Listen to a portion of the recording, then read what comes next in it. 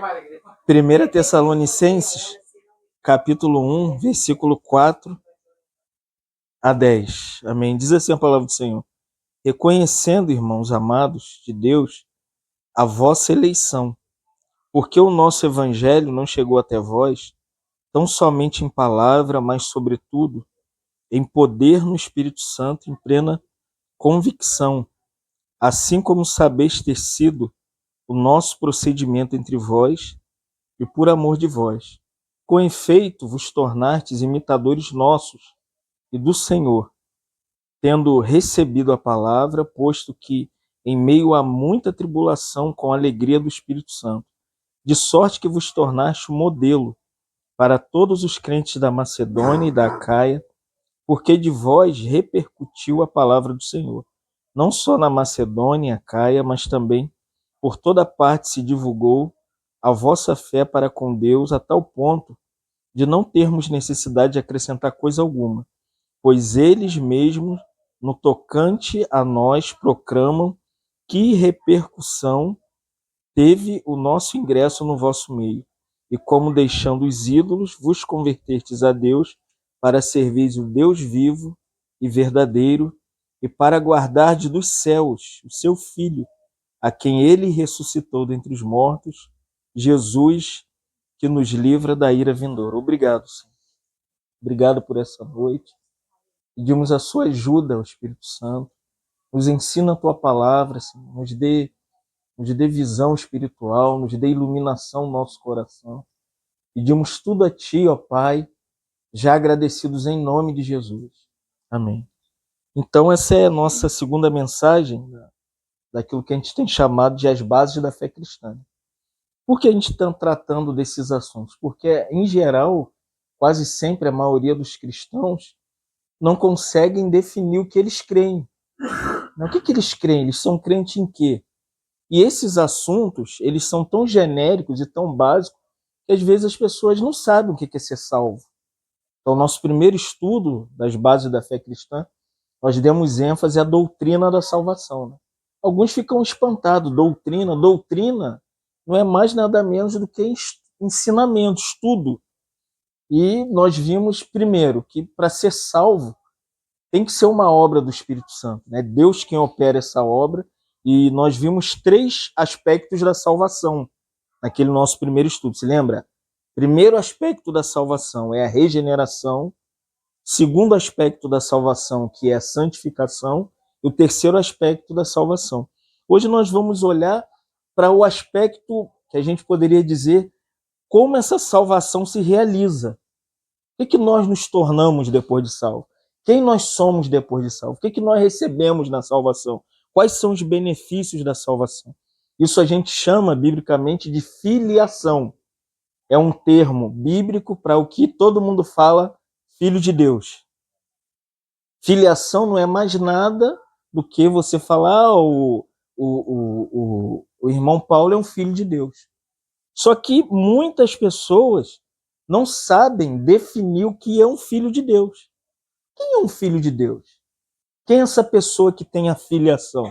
Então, quando você pega esses versículos que nós lemos, o versículo de número 4, o apóstolo Paulo começa dizendo: eu reconheço, irmãos, que vocês precisam entender que vocês são o quê? Escolhidos. São eleitos. Essa palavra no grego é ekregoi. O que significa? Uma decisão anteriormente, desde toda a eternidade, que na mente de Deus, Deus nos colocou em Jesus Cristo para aquilo que a gente chama de plano de salvação. Ninguém é salvo porque resolveu se salvar, porque quis ser filho de Deus. Então, como que nós nos tornamos filhos de Deus? Tem um versículo, João capítulo 1, versículo 12 e 13, que quando João fala, né, de Jesus como aquele que se encarnou, que era a palavra, e ele vai olhar para os judeus, naquele tempo, né, e vai falar que os judeus não entenderam o fato de Jesus ter se tornado um homem encarnado nessa terra. E é interessante que João vai dizer assim para os judeus, João capítulo 1, versículo 12, diz assim: mas a todos quantos o receberam. Então, assim, Não tem como aceitar Jesus, você recebe Jesus. Deixa eu explicar isso para você. Tipo, quando você chega lá no Amigão, você tem isso aqui, não tem lá? Na prateleira. Então você tem que pegar aquilo ali, na prateleira. Você não aceita aquilo. Você vai lá e pega e paga por aquilo, né? A salvação não se pode ser no crivo da aceitação. A salvação é um recebimento de coisas que Deus fez através de Jesus na cruz em seu favor. Então, como que isso ocorre? Olha só que coisa interessante. João 2 assim, se você o recebe, ele diz, você vai receber poder para ser feito filho de Deus. Quando você crê em Jesus, recebe Jesus na sua vida, o que você se torna? Filho de Deus, isso é filiação. Como que eu me torno filho de Deus? Porque você recebeu Jesus no seu coração. Quando que foi isso? Nós não temos o tempo, o momento, o horário. Cada um tem uma experiência. Uns foram em tal ambiente, outros no ambiente de igreja, outros fora do ambiente de igreja, outros na rua, uns em ambientes escuros, escuso. Mas eu sei de uma coisa, todo mundo que recebe Jesus como Salvador no seu coração, Deus lhe dá poder para você se tornar filho de Deus. Isso é belo, irmão, mas como que isso acontece? Olha isso aqui. João vai dizer assim, a saber, aos que creem no nome de Jesus. Como que se torna filho de Deus? Aquela pessoa, ela diz que é filho de Deus. Primeira coisa que você tem que olhar para a vida dela. Ela crê no nome do Filho de Deus? Se ela não crê que Jesus é o Filho de Deus, ela não pode ser filha de Deus, irmão. Quem é filho de Deus? Olha como João diz, aos que creem no seu nome. É quem crê em Jesus. Ah, então todo mundo que creu em Jesus é filho de Deus? É óbvio que é. Creu em Jesus é filho de Deus. Quem não é filho de Deus? Quem não crê em Jesus. Então, se uma pessoa diz que crê em Jesus, mas crê em outras coisas, além do... Olha só, João usa a expressão nome. Porque a nossa crença não está em coisas fora do nome de Jesus. Nós somente nos tornamos filhos de Deus no nome. O que é o nome? O nome especifica a pessoa de Jesus Cristo. Mas observe agora, João no versículo 13 do capítulo 1, ele diz assim, os quais não nasceram do sangue. Receber Jesus, receber poder de Jesus para virar filho de Deus, não é por nascimento humano. Isso aqui cai por terra aquele conceito de que se ela é cristã e a mãe dela é cristã, ela é cristã. Não, e ela é cristã porque é filha de cristã e é filha de cristã. Não, irmão, porque Emily é filha de cristã, não significa que Emily é crente. Aqui João está dizendo, não é os que nasceram do sangue. Já viu aquele negócio assim? Ah, eu nasci no lar cristão. Filho de peixe? Peixinho é, mas filho de crente não é crentinho. Você ter uma noção, o maior evangelista desse século XX foi Billy Graham. Os filhos de Billy Graham não criam em Jesus, acredita nisso? Expunham o nome do pai, bebiam, usavam droga, envergonhavam o nome de Billy Graham. E todas as vezes que Billy Graham chegava em casa das suas viagens evangelísticas, Billy Graham abraçava os filhos, beijava os filhos, acolhia os filhos, nunca questionava a questão se eles vão ser salvos ou não vão ser salvos. Porque olha como João diz, não é porque nasceu naquela família cristã que o Pedro vai ser cristão e a Esté vai ser cristã, entendeu, irmão? Olha agora, João vai ser, nem da vontade da carne, vou fazer agora que meus filhos virem cristão. Você vai perder seu tempo. Ah, não, eles têm que ser crente. Já viu? Tem família assim, vão para a igreja. E leva para a igreja sem vontade de ir. E obriga, e veste com a roupa de crente, dá a Bíblia de crente, irmãos. Olha como João diz, não nasce crente, não tem vontade de ser crente. Da onde então que vem esse negócio de se tornar filho de Deus?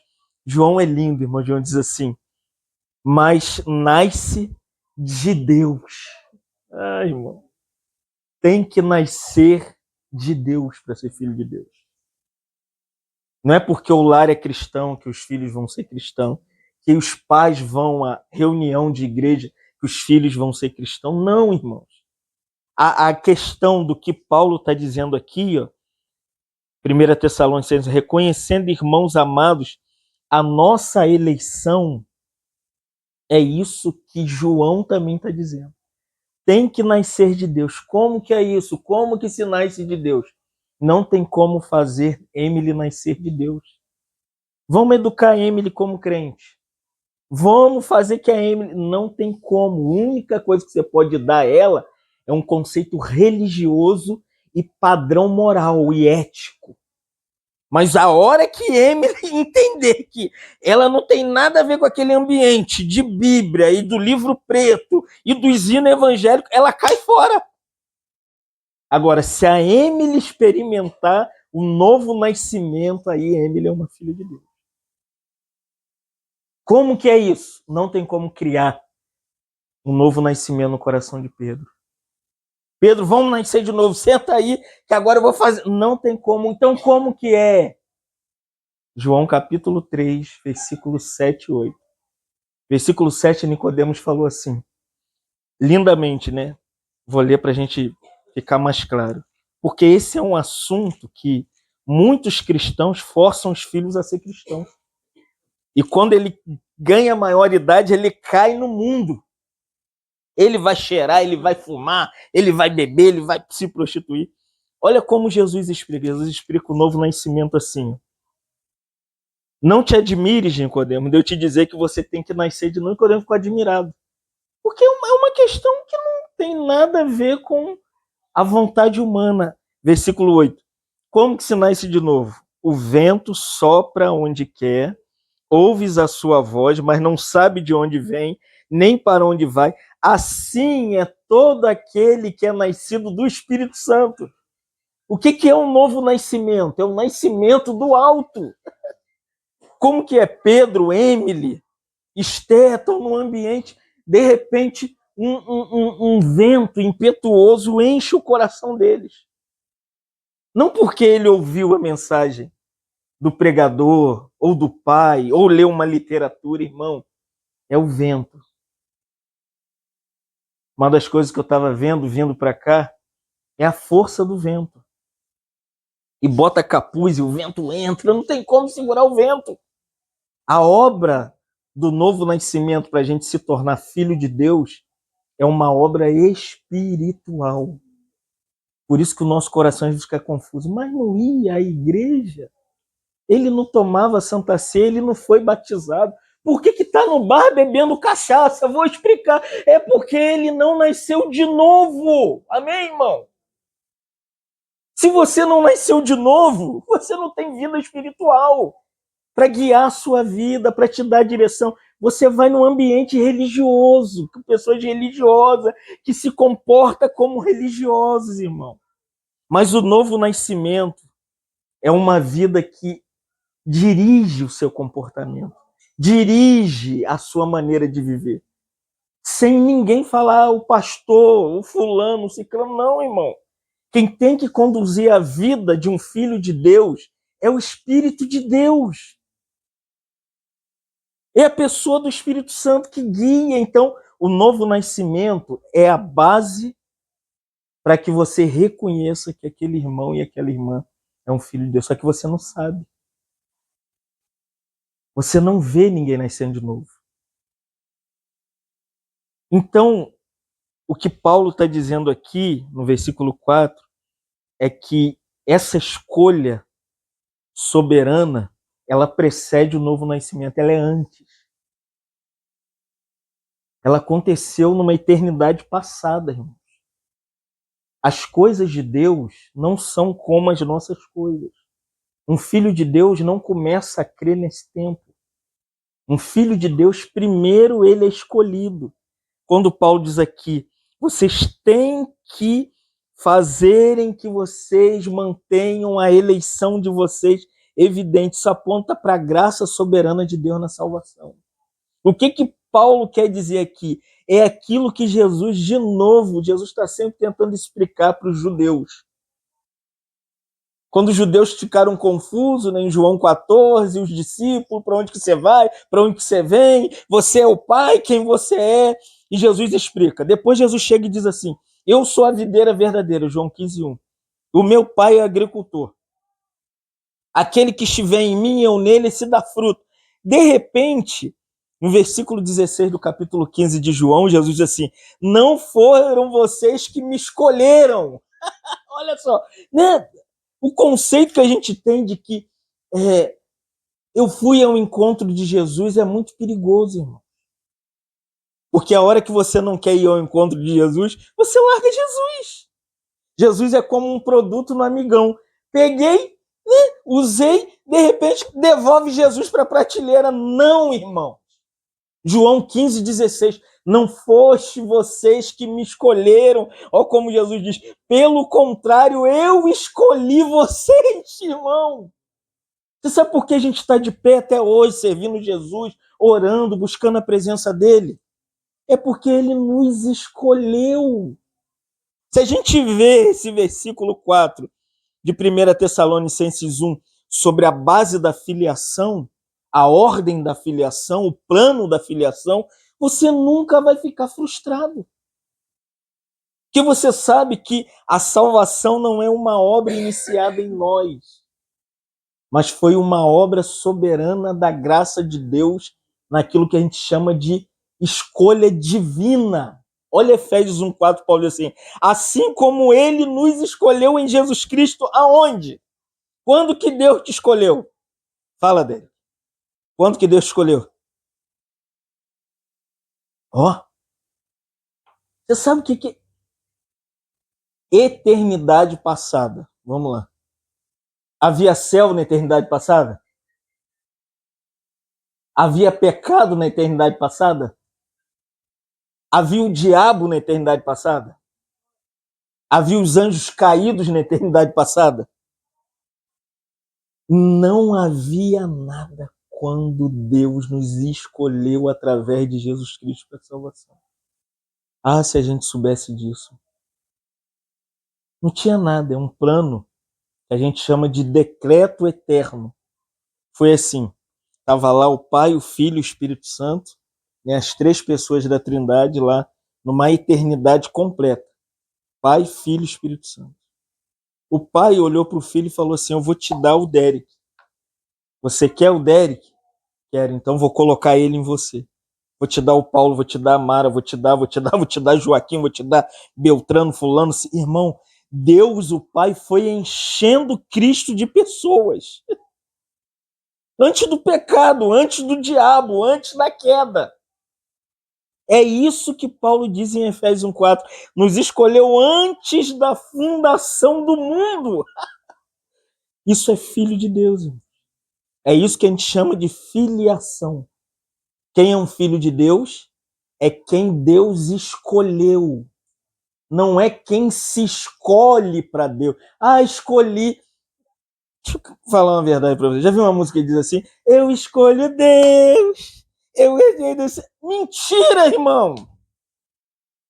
Quem escolhe Deus, a gente quer farra. A gente quer cachaça, a gente quer bar, quer dar um pito na maconha, a gente quer cheirar um pó. Quem gosta de futebol quer ir pro Maracanã. E quem gosta de vôlei vai jogar. Irmão, as nossas escolhas nunca são espirituais. Acorda amanhã e fala assim, ai, que vontade de te adorar. Você acorda com a vassoura na mão. Que as nossas escolhas são sempre as nossas prioridades. Mas isso é no plano eterno de salvação. Então, o plano de salvação para você se tornar filho de Deus, primeiro, Deus te escolhe em Cristo Jesus. Paulo diz, você não escolheu. Jesus diz, eu escolhi vocês. Mas quando você pega 1 Tessalonicenses capítulo 1, versículo 5, Paulo diz assim, porque o nosso evangelho não chegou até nós em palavra de sabedoria, mas sobretudo em poder do Espírito Santo, em plena convicção, assim como sabeis que tem sido o nosso procedimento no meio de vós por amor de vós. Como que eu sei que eu vou me tornar filho de Deus? Pelo Evangelho, nosso Evangelho. Como que se crê para virar filho de Deus? É pelo evangelho. Quer ver se você é escolhido? É se você ouve o evangelho, crê no evangelho. Se você não é escolhido, quando a palavra começa aqui, você pega, eu vou ali, eu tenho um problema para resolver, depois eu volto. Você não dá atenção à palavra. Por isso Paulo diz aqui que evangelho não é somente com palavras. Ah, o povo Fábio fala tão bonitinho, ele indica livro, irmão, se fosse a minha palavra não repercute, não dá efeito. Mas Paulo diz como que o evangelho nos alcança e mostra que somos eleitos e escolhidos antes da fundação do mundo. Paulo diz assim, é pela convicção e o poder do Espírito Santo no seu coração. Você sente uma coisa no seu coração e você fala assim, tem algo dentro de mim, é igual um bebê. Eu não sei, que eu não tenho útero. Mas quem tem útero, que são as mulheres, não é um negócio, deve ser um negócio estranho, não deve ser? Você tem uma vida e de repente tem outra vida dentro de você. Comendo o que você come, bebendo o que você bebe, sentindo o que você sente. Só que essa vida que está dentro de você não é você. É outra pessoa, com outra personalidade, com uma alma diferente da sua, mas está dentro de você. É assim que ocorre a salvação pela pregação do evangelho. Uma outra vida entra e começa a gerar no seu útero espiritual. Né? Aí você fica ali sentindo aquelas fortes emoções. De repente você quer fazer uma coisa e a vida não deixa. Aí você quer... Com mulher grávida desce escada correndo, gente? Não pode, gente. Assim é a plena, por isso Paulo diz, a plena convicção do poder do Espírito Santo. Não pode fazer o que você quer. Se você é filho de Deus, o Espírito Santo vai te dar convicção de que coisas que você tem que fazer, público é errado. Vamos dizer, me tornei filho de Deus. Eu posso comprar uma caixa de Heineken e ficar ali no Naldo? Posso ou não posso? Não, irmão. Não, mas não tem nada. Eu sou filho de Deus. Eu sou livre. Não pode. Porque você tem uma vida no seu útero espiritual. Você tem que cuidar dessa vida. E como que você faz com essa vida? Quando ela entrou dentro de você, o que você fez? Você protegeu ela. Não é assim que a mãe fica? Não pode nem chegar perto. Tem que ter... Irmão, a gente tem que proteger a nossa experiência cristã para que os outros creiam no que nós pregamos. Você imagina, eu tô aqui, já vai fazer 7 meses. Aí daqui a pouquinho, rapaz, eu passei ali. Irmão Fábio tava no brasa, cara. Xaropando. Irmão, como que pode? É isso que Paulo está dizendo. Olha o que ele diz. É pela convicção do evangelho que somos alcançados. Então não tem como dizer que é salvo, filho de Deus, se você nunca ouviu e nunca creu no evangelho. É impossível. Efésios 1,13, Paulo diz assim, em quem também vocês, depois de ouvir a palavra da verdade. A primeira coisa que o evangelho traz para mim, para você ser filho de Deus, é a palavra da verdade. Se lembra no nosso estudo anterior? Nós falamos que Jesus mostra, João 14,6, eu sou o quê? Caminho, verdade e vida. O caminho que você começa a trilhar como filho de Deus traz a palavra da verdade. Não é o pastor que vai dizer o que a Dilceia tem que fazer. Ela recebe no novo nascimento a palavra da verdade no coração dela. Quem que vai guiar a Dilceia? A palavra da verdade. O que é verdade? Verdade é o contrário de mentira. Tudo que for mentira, a Dilceia vai querer se afastar. Não, isso aqui é mentira. Não, isso aqui Deus não gosta. Isso aqui Deus não quer. Não é o líder que diz o que Dilceia faz, o que ela não faz. É a palavra da verdade. Olha como Paulo diz. O evangelho da salvação, irmão. O que traz a palavra da verdade? Evangelho, boa notícia que agora você é um filho de Deus. Salvação, a palavra, se lembra que nós estudamos? Sotéria, na primeira mensagem. A palavra salvação é sinônimo de filho de Deus. Quem é um filho de Deus? É que você foi salvo. Salvo para pertencer a Deus. Viver a vida de Deus, andar com Deus, comer com Deus, beber com Deus, se alegrar com Deus, dançar com Deus. Só que quando Paulo diz isso, irmãos, é para o nosso coração entender que nenhum eleito vai dar um antitestemunho ao Evangelho. Agora, temos fraqueza? Temos. Qual é a nossa grande batalha espiritual hoje? É as nossas fraquezas. É assim, quem gosta de beber não pode andar com quem bebe. Quem gosta de cheirar cocaína não pode andar com quem cheira. Quem gosta de se prostituir não pode andar com quem se prostitui, irmão. Evangelho é assim. Cadê os seus acusadores? A mulher pecadora, se lembra? Ela falou, eles foram embora. Aí Jesus falou, vai, porque eu não te condeno mais. O que ele diz? Não erre mais o alvo. A palavra não peques mais, pecado, olha, se você, traduzindo, continuar andando desse jeito e a vida que você vivia, ela era uma mulher que não podia ver um homem.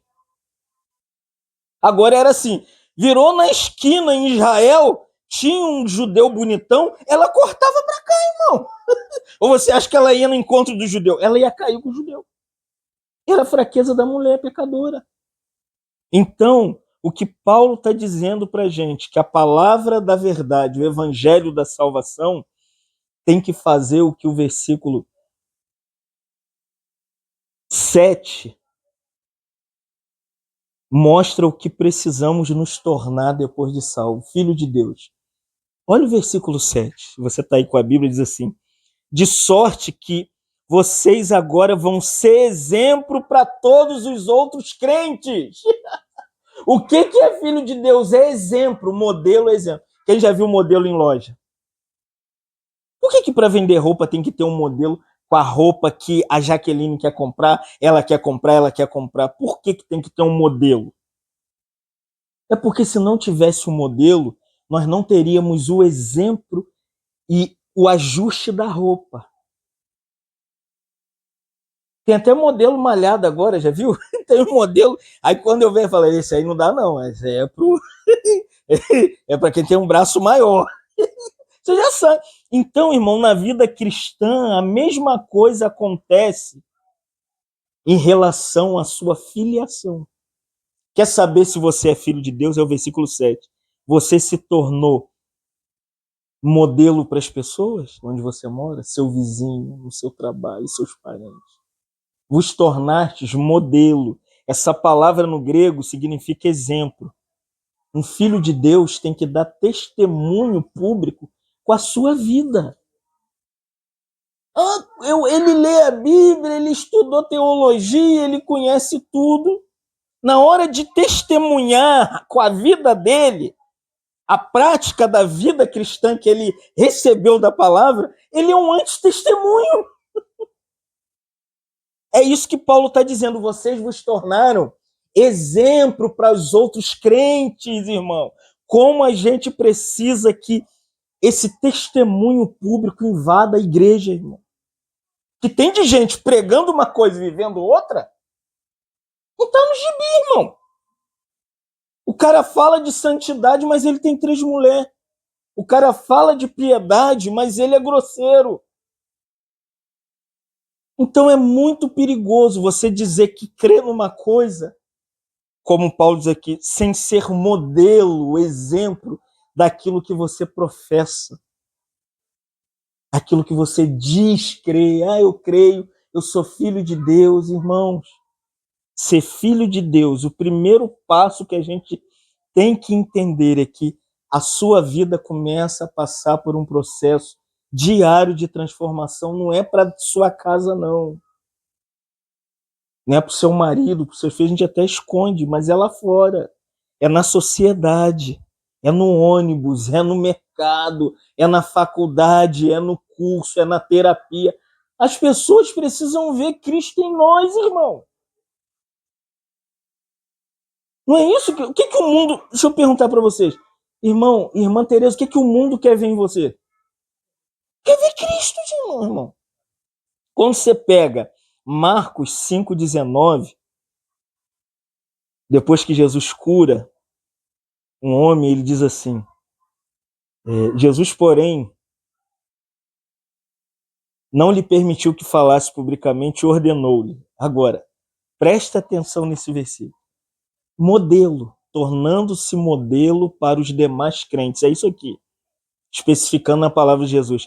Vai para a tua casa, para os seus parentes, e anuncia tudo o que eu fiz na sua vida. Vai, você foi curado, você agora está restaurado, está prontinho. Volta para sua casa, reúne a sua família e testifica o que eu fiz na sua vida. Isso é ser cristão, irmão. Tornando-se modelo, isso é ser, na linguagem que a gente está usando, filho de Deus, isso é filiação. Um filho de Deus não espera que os outros falem o que ele se tornou, mas a vida dele mostra quem ele é. Tinha um amigo que andou comigo, eu fui até muito acusado, eu andava com ímpio. Uma certa igreja me acusou que eu andava com ímpio. Aí, perto da morte desse jovem, ele deu um testemunho entre os irmãos. Ele falou assim, o Fábio nunca ficou falando de Bíblia comigo, mas na casa dele eu via que ele era a palavra. Na rua eu percebia que ele era a palavra. No ônibus ele era a palavra. No carro ele era a palavra. Almoçando comigo ele era a palavra. Irmãos, a gente não precisa ficar falando de Gênesis, Apocalipse para as pessoas. As pessoas estão de saco cheio de ficar ouvindo a Bíblia. Ah, a Bíblia, porque fala assim, porque a Bíblia diz... Irmão, pratica a Bíblia no seu viver diário. Mostra que você é essa palavra manifestada para os homens. Às vezes você vai ganhar as pessoas, não é porque fala da Bíblia, mas é porque a Bíblia dá testemunha acerca da sua pessoa. Você ganha as pessoas sem falar nada. Eu só falei diferente. Todo mundo faz tudo, você não faz por quê? Não é porque não somos religiosos, não, irmão. É porque simplesmente a palavra ela começa a atuar em nós. Mas como que é isso? Isso é um ponto,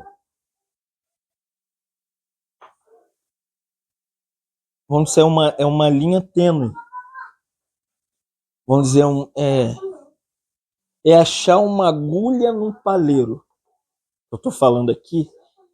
Só que quando você pega a Bíblia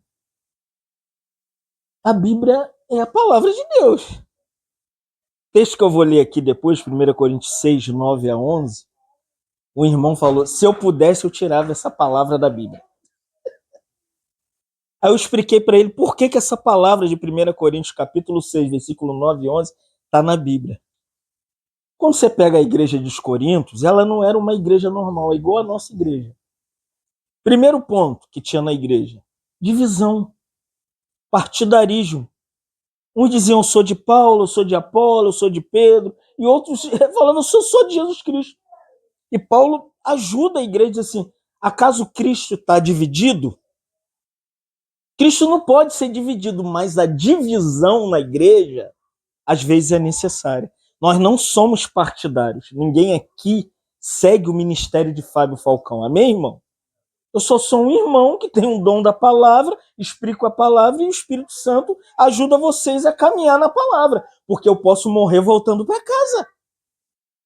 E o meu ministério termina quando eu morro, mas a obra de Deus, ela continua depois da minha morte. O Lutero morreu, a obra de Deus está aí? Tá. Calvino morreu, a obra de Deus está aí. Paulo morreu, a obra de Deus está aí. João morreu. Então, homens morrem. A obra de Deus não morre, mas é necessário que haja partido. Paulo diz para que se manifeste os escolhidos. Escolhidos vão se separar para seguir uma ordem normal do que a Bíblia ensina, e Paulo chama esse grupo como uma minoria em Corinto. Estavam repartidos. E Paulo tenta ajudar essa igreja, porque não era uma igreja fácil. Segunda coisa que havia nessa igreja, um tribunal posto diante dos irmãos que eu tinha um problema com a Dilceia, eu falava, Dilceia, eu vou levar você para a justiça. Dilceia, mas você nem é crente, Fábio. Eu sou crente, mas eu tenho meus direitos. Eu tenho meus direitos legais, a lei. Aí vai e taca o irmão na justiça. Isso existia em Corinto. Aí Paulo escreve para eles assim, acaso, será que vocês não podem julgar essa causa entre vocês? Senta, quanto tá te devendo? Ah, tá me devendo 10 mil, paga! Divide em 10 vezes, mas paga o irmão. Não precisa levar para tribunal humano. É expor a Dilceia e me expor. Aí Paulo diz assim, não sabeis que nós vamos julgar os anjos? Não, se você e eu vamos julgar no milênio os anjos caídos, por que eu vou julgar o Derek agora? Terceiro, era uma igreja que apoiava, incrível que pareça, a fornicação. O que é a fornicação? Fornicação é isso. Eu tenho um relacionamento com a Ellen, sou casado com a Ellen, e de repente você me vê andando com a Jaqueline por aí, ou o Derek andando com a minha mulher por aí, ou ele andando com a Stephanie, e tá tudo bem, né? Mas vocês não são crente? Ah, não, mas não tem nada não. Tem sim, irmão. E Paulo escreve para eles assim, acaso vocês não estão vendo esse delito que esse garoto está causando na igreja? Paulo diz um pouco só de fermento leveda toda a massa, irmão. Pecado na igreja você não percebe, mas ele vai fermentando os irmãos. O líder cai, a mulher do líder cai, daqui a pouquinho o outro cai, daqui a pouco você tem uma igreja fermentada, só que vive de aparência. Quem é que está ali para perceber essas coisas? Tem que ter um irmão com espiritualidade igual Paulo. Pega esse homem, disciplina ele, entrega ele a Satanás para ser destruído. E quando chega mais à frente, o apóstolo Paulo vai ter que tratar, nesse capítulo 6, de 1 Coríntios, versículo 9 a 11, com a fraqueza da igreja, que é a nossa. Talvez você esteja dentro dessa lista, ou conheça pessoas que estão dentro dessa lista, que foram isso aqui. Por que a gente tem que ter piedade das pessoas que fraquejam? Pô, mas não estava lá, agora está bebendo cachaça. Você vai encontrar ele aqui. Ah, não estava lá, voltou para o homossexualismo. Você vai encontrar ele aqui, irmão. Olha como Paulo diz, 1 Coríntios 6, versículo 9 a 11, Paulo diz assim, não sabeis que os injustos não herdarão o reino de Deus? Não se engane. Olha só, Paulo vai enumerar a lista. Presta atenção. Esses eram os membros da igreja de Corinto. Quando você chegava na igreja de Corinto, lá tinha impuro, ex-impuro, ex-idólatra, ex-adúltero, ex-homossexual, ex-sodomita, que gostava de sodomia, fazer orgia, um monte de mulher. Não vou nem usar o termo aqui, senão a gente vai ser acusado. Ladrão, avarento, bêbado, fofoqueiro, ladrão, não herdarão o reino do céu. Olha como Paulo vai dizer no final do versículo 11, ele diz assim, nós éramos esses. Você está pensando que você é quem? Eu sou um filho de Deus, eu sou regenerado. Mas talvez você não se encontre nessa lista, mas você conhece algum impuro? Conhece impuro? Pessoas que não têm pureza, xinga palavrão, faz piada indecente, e são impuros. E quem é o idólatra? Quem ama a imagem de escultura. Ele adora Maria, adora São Pedro, São Bartolomeu, São Jorge. Essa semana foi a semana do Zé Pilintra. Ele é idólatra do Zé Pilintra. Tem irmãos que eram idólatras, irmão. E está entre nós. Terceiro, Paulo diz adúltero. O cara andava com uma mulher aqui, outra ali. Aí ele casou, botou aliança, mas ele ainda é fraco. De vez em quando, a mulher tem que segurar ele. Olha, volta, rapaz. Tem outro, olha, efeminado, homossexual. Você conhece o homossexual? Está na igreja, irmão. que a gente mais vê na igreja que desprezam são os gays. Pessoas olham os gays como se fosse um extraterrestre. É pecado o homossexualismo? É. Mas como que a gente vai alcançar o homossexual se a gente não deixa ele ficar no nosso meio, se a gente não senta com ele, se a gente não come com ele, se a gente não bebe com ele, se a gente não conversa com ele? Irmão, o que a gente precisa é acolher o impuro está na mesma lista do gay. Amém, irmão? E você acredita que Deus pode fazer um efeminado filho de Deus ou não? Claro, irmão! Aqui, efeminado é homossexual e lésbica. Outra coisa, como que pode? Uma mulher vestida de homem? Irmão, Paulo diz, tais foste algum de vós. Eu nunca fui gay, não sei o que é ser gay. Mas eu tive amigos gays. Eu tive amigas na faculdade que eram lésbicas. E eram filhos de crentes. E sabe como tratavam elas? Como ninguém. Até que se aproximava da gente e falava, você é crente mesmo? De qual igreja você é? Porque as pessoas têm que... Paulo diz assim, tais foste algum de vós, mas vocês foram lavados pelo sangue de Jesus, vocês foram santificados, foram justificados. 3 coisas Deus tem que fazer para os impuros, os idólatras, adúlteros, gays, lésbica, homossexual e sodomia. Eu nem vou falar, você quer entender sodomia? Vai ler o Antigo Testamento, Gênesis, quando os anjos foram em Sodoma e Gomorra. Sodomia é a coisa mais baixa e vil que homens e mulheres podem praticar.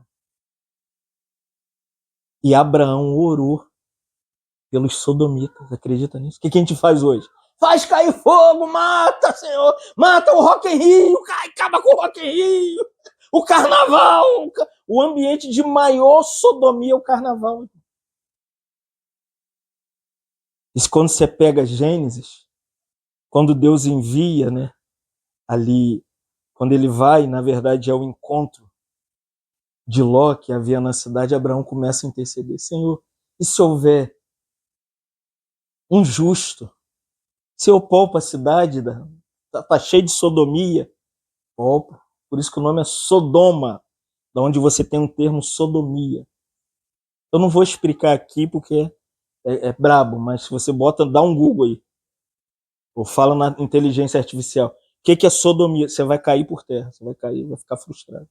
Esses aqui faziam parte da igreja em Corinto. Imagina você sentar do lado de um sodomita para cantar louvor. E Abraão intercedeu. Se tiver 1, 2, 3, 4, 10, eu vou poupar, Abraão. Porque o coração do Senhor não é igual ao nosso. A gente pega o homossexual e joga ele para fora. Não senta com ele, não conversa com ele. Ainda mais se tiver trejeito.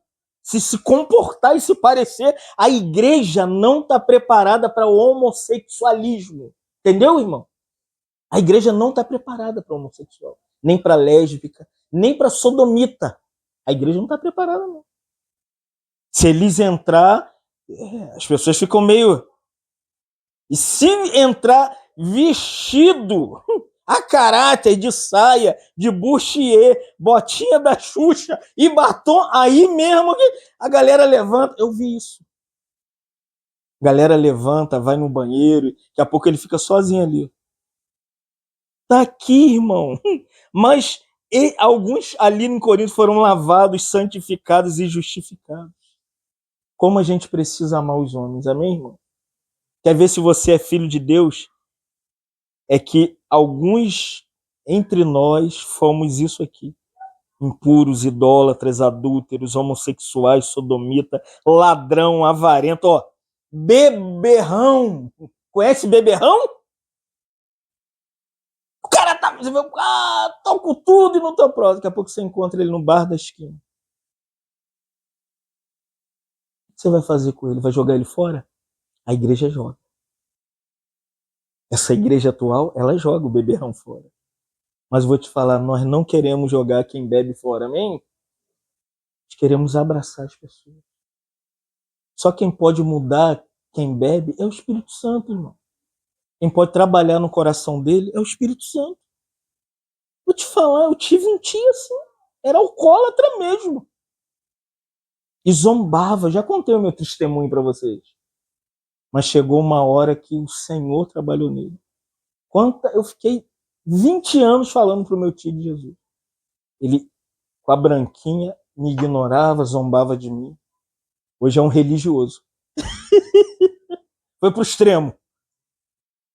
Mas eu sei por que ele é isso. Porque ele é ex-alcoólatra. Se ele ficar ali no Naldo, ele tomar um biricutico, acabou, filho. Acabou. É caixas e caixas. Haja a fábrica da Heineken, filho.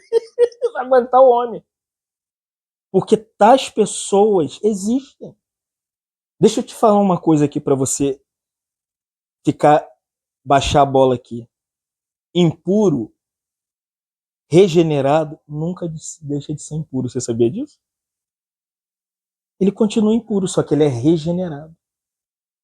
Mas se ele parar de ler a Bíblia, orar e congregar, a impureza volta. O idólatra largou a Maria, não canta mais lá na Canção Nova. Para de ler a Bíblia e congregar e orar. Ele bota um ídolozinho, né? Igual a Can, esconde debaixo do... Fica lá com aquela como é aquele troço que... O terço. E bota um tercinho, fica lá, aleluia! Idólatra. É idólatra até Jesus voltar. Só que ele é regenerado. Por isso que Paulo diz aqui, ó, vocês foram lavados e santificados. Outro, homossexual é homossexual para sempre. Ah, nunca ouviram isso, né? É para sempre. Por isso que muitos o trejeito não muda. Só que ele é regenerado. Mas qual é a fraqueza do impuro? A impureza. Qual é a fraqueza do idólatra? A idolatria. Qual é a fraqueza do adúltero? O adultério. Ele é adúltero. É igual Davi. Davi deixou de ser adúltero depois que ele casou com Betseba? Não. Só que ele se guardava. O homossexual é efeminado, já viu? O cara tá lá, tá firme, daqui a pouco ele dá uma... Aí ele tenta... Eu tive com um, irmão, que o líder falava assim, fala grosso! Como, irmão? 30 anos nisso? Como que o homem vai falar grosso? Uma vez eu chamei ele e falei assim, deixa ele, irmão. Uma hora engrossa, né? Ou não. Mas o Senhor lavou ele, lavou. Só que ele está no processo de santificação. Outro, sodomita, deixa de ser sodomita? Não. Só que Cristo lavou pelo sangue precioso dele. E está no processo de santificação. Para a gente ir terminando. Ladrão, deixa de ser ladrão. Não tem irmão que roubou, assaltava carro. Eu conheci um, irmão. Ele falou, gostava de carro forte, varão. Eu falei, que isso? Só de escopeta, metralhadora. Aí ele conheceu um irmão que era militar. Quando ele viu o fuzil, ele falou, ah, meu Deus. Eu falei, tá vendo? Você lembra que eu te falei? Que não... Ele falou, que vontade de pegar nessa matraca. Eu falei, não. Não. Porque ainda ladrão é ladrão, irmão. Por isso que tem que andar com pessoas que não roubam, que não tem sentimento de roubo. Ah, creu no Senhor. Avarento, gosta de dinheiro em demasia. O que é avarento? Ele gosta, ele quer tudo. Ele vê a camisa do Flamengo e ele fala, é igual aquele que tinha no Zorra Total. O olhão, ele é uma camisa dessa, com o olhão. Avareza, irmão. Avarento é avarento até Jesus voltar. Bêbado, vai continuar fofoqueiro. Fofoqueiro é uma classe, né? Todo lugar, na igreja com placa, na igreja sem placa, igreja em casa. O que mais se tem é fofoca gospel. Pra você ter noção, tava vendo Léo Dias hoje, agora, no Sem Censura. A Globo chamou ele, falou assim, nós queremos fazer um programa com você. Não, agora o que é mais absurdo, vocês vão entender agora. Aí Léo Dias falou, mas quais serão as pautas? Aí ele falou, a direção da Globo vai não sei, um canal deles aí. Você vai ter que tramitar entre os evangélicos, o público que mais, segundo o censo da Globo, o público que mais gosta de fofoca, Léo Dias falou hoje, tá? Não, vai lá, busca lá no YouTube, no Sem Censura, é os evangélicos.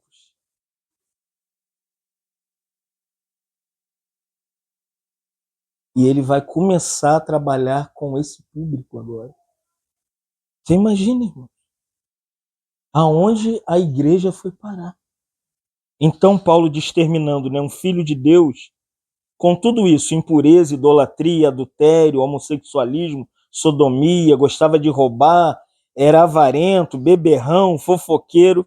Paulo diz, vocês foram lavados pelo sangue, santificados e justificados. E por fim, Paulo termina no versículo 10 dizendo que nós estamos aguardando a vinda de Jesus. Então, isso é características de um filho de Deus. Quem é um filho de Deus? Ele tem que estar dentro desse perfil de 1 Tessalonicenses, capítulo 1, versículo 4 a 10. Aqui você encontra um filho de Deus. Dá para saber quem é filho de Deus? Lê com a pessoa que você quer entender se ele é filho ou não é filho de Deus. Esse capítulo que você vai entender. Tem que ter tudo isso aqui. Ele tem que ser escolhido, tem que crer no evangelho, tem que ser modelo, ele tem que... Olha, Paulo, se vocês se converteram para servir o Deus vivo e verdadeiro e aguardar dos céus a volta do Filho do Homem. Então, 3 coisas que um filho verdadeiro de Deus tem na vida dele. Ele é convertido, ele serve a Deus e ele está esperando Jesus voltar. Não tem como, irmão, ser filho de Deus se na sua vida não tem conversão. Só que conversão é um processo diário. Eu até anotei aqui Lucas 22, 31 e 32, quando Jesus disse para Simão, Simão, Simão, eis que Satanás pediu para peneirar você como trigo. Eu, porém, orei por você para que você não desfalecesse. Olha só, quando você se converter, pastoreie os irmãos. A verdade é, Pedro era convertido ou não era? Só que ele estava num processo. A conversão é um estágio dentro da santificação. Por isso que no processo em que o impuro, o idólatra, o adúltero, o homossexual, a lésbica, ou gay, o sodomita, o ladrão, o avarento, o cachaceiro, o fofoqueiro que está no nosso meio, a gente não pode esperar que ele se torne um crentão. Ele ainda vai ter fraqueza. Olha como o Senhor diz para Pedro. Em Lucas 22, 32, o Senhor diz assim, quando você se converter, Pedro. Pedro estava quantos anos seguindo Jesus? 3 anos no processo diário de conversão. Quem Pedro era? Pedro era nervoso. Se Pedro está aqui, ele já ia se levantar. Não vai acabar, não? Até essa hora falando? Pedro era nervoso. Tem uma irmã que é assim. A gente está no meio da reunião. Ela fala assim, vambora, vambora. Vambora, fulano. Bora pra casa. Ô, irmão, vambora. E vai empurrando ele para ir embora. E a gente tem que parar, orar, vamos orar. Senhor, te louvamos nessa noite. Agradecidos a ti, Senhor, pela tua palavra que mostra quem realmente nós éramos. Éramos tudo isso, tão impuros, tão pecadores, tão separados da sua glória, mas o Senhor veio ao nosso encontro. O Senhor nos lavou com o precioso sangue do seu Filho. Como João diz, se o sangue de Jesus nos purificar, nós seremos libertos de todo o pecado. Obrigado pelo sangue precioso, Senhor, que purificou o nosso coração, que nos deu uma nova vida, que nos transformou, que nos libertou, que nos tirou do império das trevas para o reino do Filho do seu amor, Senhor. Obrigado pela sua salvação, Senhor, que já começou em nós. Mas quando olhamos para nós, vemos tantas fraquezas. Não sabemos as fraquezas dos irmãos e nem queremos saber, mas nós sabemos que estamos no processo de santificação, Senhor. Assim como Pedro, o Senhor disse para Pedro, quando tu te converter, ó Senhor, há tantas áreas da nossa vida que precisa de conversão. Por isso, converta o nosso coração, converta aquela área que ainda nem sabemos quando o Senhor vai transformar na nossa vida. Mas nessa noite nós pedimos, nos converta, porque já somos filhos de Deus, que já recebemos Jesus, como João disse, mas todos quantos o receberam, deu-lhes o poder para serem feitos filhos de Deus. Obrigado, Senhor, que somos seus filhos, cheios de fraqueza. Às vezes caímos, às vezes ficamos fracos, às vezes queremos desistir, mas lá no nosso coração há uma plena convicção pelo poder do Espírito Santo que pertencemos a Ti, Senhor, e que não podemos nos afastar da Tua presença, e que não conseguimos mais viver sem Ti, que a nossa vida é vazia, ó Espírito Santo, sem que o Senhor nos guie. Ó Senhor, por isso nos converta nessa noite, converta a minha vida, a vida dos irmãos e de tantos outros que vão ouvir essa mensagem. Oh, Senhor, que graça maravilhosa de podermos reconhecer que somos seus filhos nessa noite. Fala aos irmãos aqui, aos que vão ouvir essa palavra, Senhor. Como Jeremias diz, que ela não volta vazia, mas antes ela vai fazer aquilo que está no seu coração. Isso nos abençoa e fica conosco, Senhor. Em nome de Jesus. Amém.